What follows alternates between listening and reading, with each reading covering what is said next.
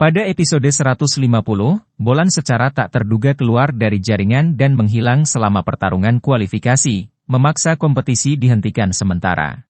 Sebagai tanggapan, Yang Mulia Pedang 9 membuka misi pencarian dan penyelamatan opsional bagi anggota inti terpilih.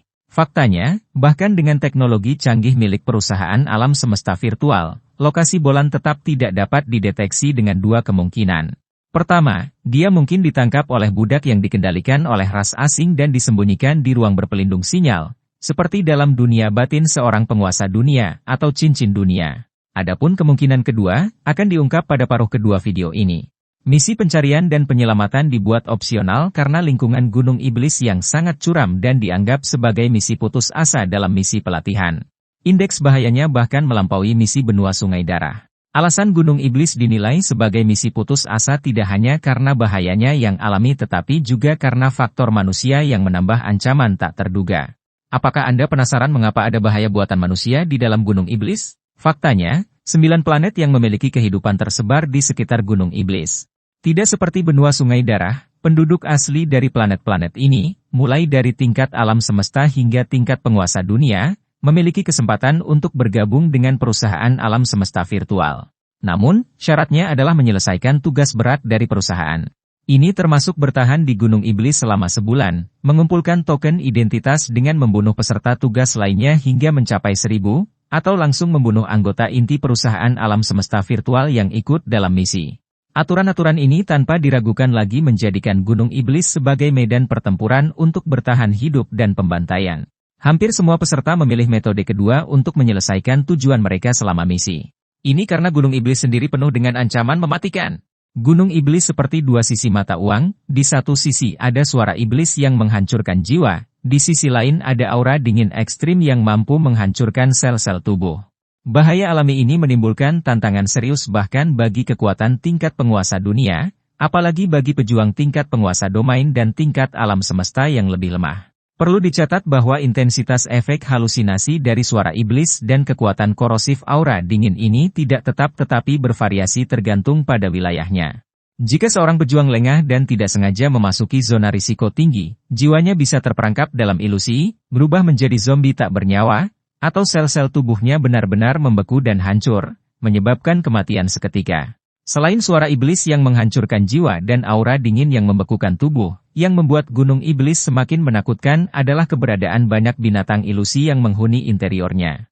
Binatang-binatang ini, meskipun memiliki kecerdasan rendah dan gerakan lamban, secara naluriah menyerang semua bentuk kehidupan selain sesama binatang ilusi. Yang lebih membuat putus asa adalah binatang ilusi ini tidak dapat dibunuh secara permanen. Bahkan jika mereka dipotong-potong, mereka akan segera menyatu dan beregenerasi. Begitu berhadapan dengan kawanan binatang ilusi, bertahan hidup hampir mustahil. Akibatnya, sebagian besar peserta asli dalam misi memilih menyelesaikan tugas mereka dengan mengeliminasi peserta lain. Lagi pula, membunuh pesaing sesama peserta jelas lebih sederhana daripada menghadapi ancaman alami Gunung Iblis. Namun, misi Luo Feng jauh lebih menantang. Dia harus bertahan di Gunung Iblis selama 3 bulan, atau bahkan hingga 3 tahun. Selain itu, untuk setiap 10.000 penantang yang dia eliminasi, dia berhak mendapatkan hadiah tambahan. Ini mungkin salah satu alasan mengapa tim produksi memutuskan untuk mengubah plot dari cerita aslinya. Dalam cerita aslinya, tugas utama Luo Feng adalah bertahan selama 3 tahun, tetapi penekanan yang berat pada pembunuhan massal bertentangan dengan sifat karakternya. Mengubah misi pelatihan menjadi misi penyelamatan, meskipun agak mendadak, membuat adaptasi ini lebih masuk akal, terutama ketika mengecualikan tugas hadiah tambahan. Misi Gunung Iblis dinilai lebih berbahaya daripada misi benua Sungai Darah karena di Gunung Iblis, ancaman tidak pasif, mereka aktif mencari Anda. Oleh karena itu, Luo Feng memilih untuk memasuki zona suara iblis yang lebih menguntungkan baginya. Keputusan ini didasarkan pada kemauan luar biasa miliknya, yang melampaui hampir semua penguasa dunia dan bahkan menyaingi beberapa abadi. Dibandingkan dengan bertahan dalam dingin yang membekukan, jelas dia lebih percaya diri dalam melawan invasi ilusi. Namun, Luo Feng tidak menyadari bahwa saat dia melangkah ke Gunung Iblis, dia sudah diam-diam diawasi oleh seorang markuis abadi, Po Yu. Ketertarikan Po Yu pada Luo Feng bukan karena status tingginya tetapi karena dia berniat membunuhnya. Dengan kekuatan luar biasa seorang markuis abadi, perintahnya tidak dapat dilawan di antara penduduk asli. Selain itu, tindakan ini tidak melanggar aturan yang ditetapkan oleh perusahaan alam semesta virtual. Jika penduduk asli menemukan keberadaan Luo Feng, mereka pasti akan menyerangnya secara berbondong-bondong. Bagi mereka, membunuh anggota inti adalah jalan yang jauh lebih cepat untuk bergabung dengan perusahaan alam semesta virtual daripada bertahan dalam pertempuran yang berkepanjangan. Tentu saja, dengan peralatan tempur milik para penduduk asli, membunuh Luo Feng bukanlah tugas yang sederhana. Bahkan para prajurit tingkat 9 penguasa domain tidak mampu mengancam Luo Feng dan justru bisa menjadi korban balasannya, terutama karena dia memegang senjata hebat, Mo Yunfain. Po Yu sepenuhnya menyadari hal ini, itulah sebabnya dia memilih pembunuhnya dengan sangat hati-hati. Dia tidak hanya mengirimkan 3 prajurit tingkat penguasa dunia, tetapi juga melengkapi 3 pembunuh tingkat 9 penguasa domain dengan senapan laser kelas E9, senjata terlarang yang mampu membunuh penguasa dunia peringkat 9 secara instan. Sebelum menjalankan misinya, Luo Feng mempelajari persyaratan dengan cermat dan membuat baju zirah khusus dari logam kelas F. Berkat kekuatan logam kelas F, bahkan jika menerima serangan penuh dari penduduk asli tingkat penguasa dunia, baju zirah itu akan memberinya kesempatan untuk melarikan diri. Selain itu, dengan kemampuan deteksi presisi Babata, menghindari konfrontasi dengan penguasa dunia tidak akan sulit selama Luo Feng tidak memulai serangan. Untuk menyamar sebagai penduduk asli, Luo Feng menggunakan Mo Yunfain untuk sedikit mengubah penampilannya dan mendesain baju zirahnya agar menyerupai gaya umum penduduk lokal. Dengan cara ini, bahkan jika dia bertemu penduduk asli di Gunung Iblis, dia hanya akan menghadapi pertempuran kecil biasa daripada memicu serangan besar-besaran. Apakah Anda penasaran mengapa Luo Feng bertindak begitu hati-hati di Gunung Iblis? Bagaimanapun, para prajurit di bawah tingkat penguasa dunia tidak memiliki peluang melawannya. Alasan kehati-hatian Luo Feng adalah ancaman alami dari Gunung Iblis, yaitu suara iblis. Serangan ilusi frekuensi tinggi dari suara iblis dapat mengikis kekuatan kehendak seseorang, perlahan-lahan menyebabkan kegilaan, dan akhirnya mengubahnya menjadi cangkang tanpa pikiran. Jika Luo Feng terganggu saat melindungi dirinya dari efek suara iblis selama pengejaran, dia akan menghadapi bahaya besar. Oleh karena itu, dia tidak pernah membiarkan dirinya menjadi terlalu percaya diri atau ceroboh. Saat menjelajahi Gunung Iblis, Luo Feng melangkah dengan hati-hati, memastikan dia menghindari area di mana ilusi paling kuat. Setelah menjelajahi Gunung Iblis selama beberapa hari dan memanfaatkan kemampuan deteksi Babata, Luo Feng secara tak terduga menemukan bahwa Gunung Iblis menyembunyikan area warisan terlarang. Area terlarang ini hanya dapat diakses oleh prajurit tingkat abadi ke atas dan dimaksudkan untuk menyediakan warisan yang sangat berharga. Peluang dan kuota untuk mengaksesnya sangat langka, memerlukan biaya yang sangat besar dan menunggu puluhan juta tahun untuk satu kesempatan, menunjukkan nilai yang luar biasa. Dengan status Luo Feng saat ini, dia tidak memiliki pengetahuan tentang informasi terkait. Ini juga bisa menjadi penjelasan alternatif untuk hilangnya Bolan. Namun, kemungkinan ini sangat kecil. Dengan kekuatan Bolan saat ini, bertahan di lingkungan berbahaya Gunung Iblis untuk memasuki ruang warisan tampaknya hampir mustahil tanpa keberuntungan besar. Setelah mengetahui rahasia ini, Luo Feng berspekulasi bahwa setiap tugas yang sangat berbahaya pasti menyembunyikan peluang besar di baliknya. Bagi anggota inti, menyelesaikan tugas paling-paling hanya akan meningkatkan keterampilan bertarung, kewaspadaan, dan kemampuan menghadapi situasi. Namun, peluang nyata untuk perubahan kekuatan yang signifikan seringkali tersembunyi di balik tugas-tugas tersembunyi. Sama seperti di dunia sungai darah, jika Luo Feng hanya menyelesaikan tugas mengumpulkan kristal sungai darah dan pergi, dia tidak akan pernah menemukan misteri kristal sungai darah, juga tidak akan kekuatan binatang bertanduk emas meningkat secara signifikan. Bagi Luo Feng, itu akan menjadi kerugian besar. Di Gunung Iblis, meskipun sangat luas, setelah waktu yang lama, Luo Feng pasti akan bertemu dengan para pembunuh yang diatur oleh Po Yu. Meskipun Luo Feng berhati-hati dan menjelajahi bagian dalam Gunung Iblis, pencarian luas dan kecepatan tinggi para pembunuh akhirnya membawa mereka kepadanya. Sekitar 10 hari kemudian, Luo Feng pertama kali bertemu dengan seorang pembunuh tingkat penguasa dunia. Untungnya, dengan bantuan Babata, dia dapat mendeteksi pengintaian kekuatan dunia penguasa dunia tersebut dan dengan cepat memilih untuk melarikan diri. Namun, meskipun Luo Feng mencoba melarikan diri, perintah Po Yu membuat para pembunuh itu tidak kenal lelah dalam pengejaran mereka. Tidak peduli seperti apa seorang prajurit tingkat 9 alam semesta, perintahnya jelas, lebih baik membunuh target yang salah daripada membiarkan target yang benar lolos. Tanpa pilihan lain, Luo Feng dengan cepat beralih ke klon Mosha klan miliknya untuk melarikan diri. Kecepatan pelarian Luo Feng sangat cepat, jauh melampaui apa yang bisa dicapai oleh prajurit tingkat 9 alam semesta biasa, yang membuat para pembunuh semakin yakin dengan identitas Luo Feng, dan mereka terus mengejarnya tanpa henti. Menghadapi ahli tingkat 6 penguasa dunia, klon Mosha Clan tidak memiliki peluang untuk menang. Penduduk asli domain bintang Gunung Iblis tidaklah terbelakang secara teknologi atau lemah dalam teknik rahasia seperti penduduk asli benua Sungai Darah.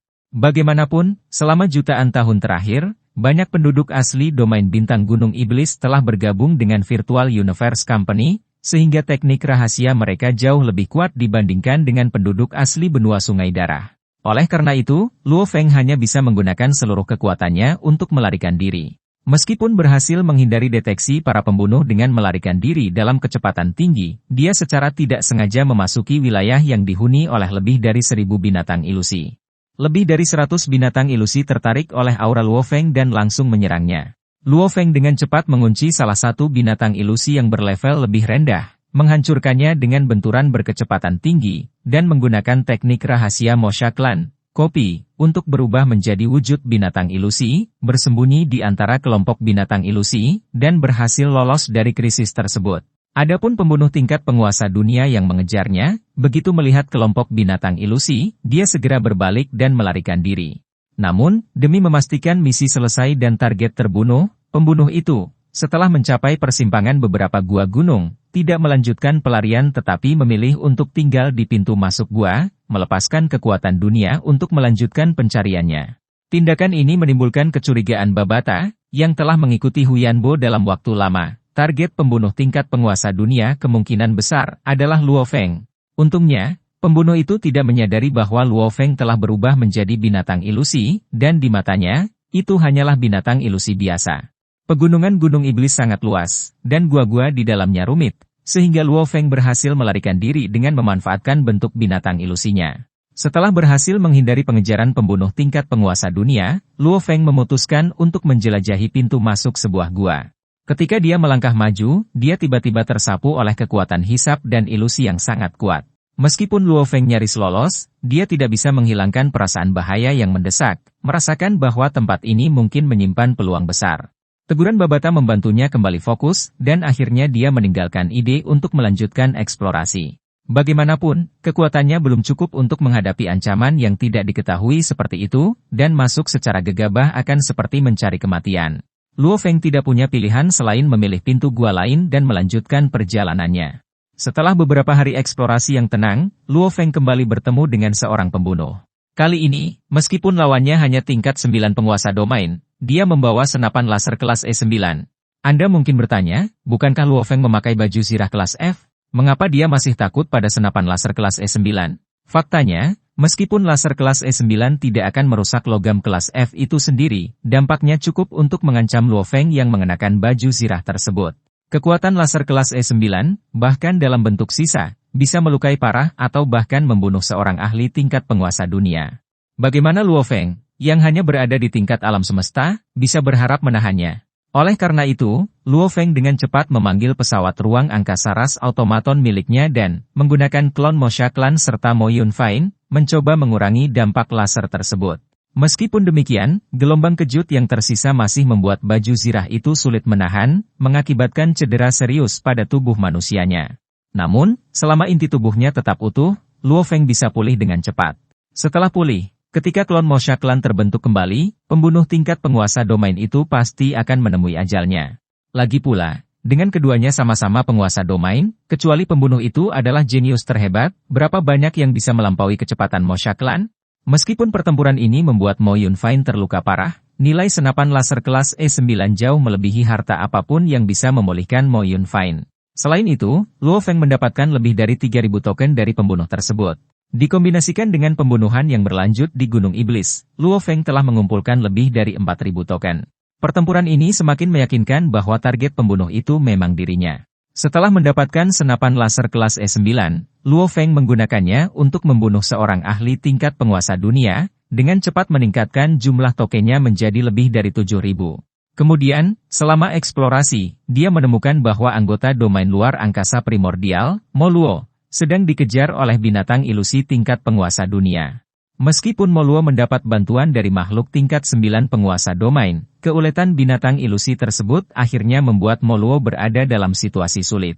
Karena niat baik terhadap Mo Luo, Luo Feng menggunakan meriam laser di pesawat ruang angkasa ras automaton miliknya untuk menyerang binatang ilusi itu, menggunakan suhu tinggi untuk memperlambat regenerasinya. Penundaan ini memberi Luo Feng dan Mo Luo cukup waktu untuk melarikan diri dari bahaya. Mengenai bahaya baru apa yang akan mereka hadapi di Gunung Iblis, tetaplah menantikan spoiler berikutnya. Itu saja untuk video ini. Terima kasih telah menonton video ini. Semoga Anda memiliki hari yang menyenangkan.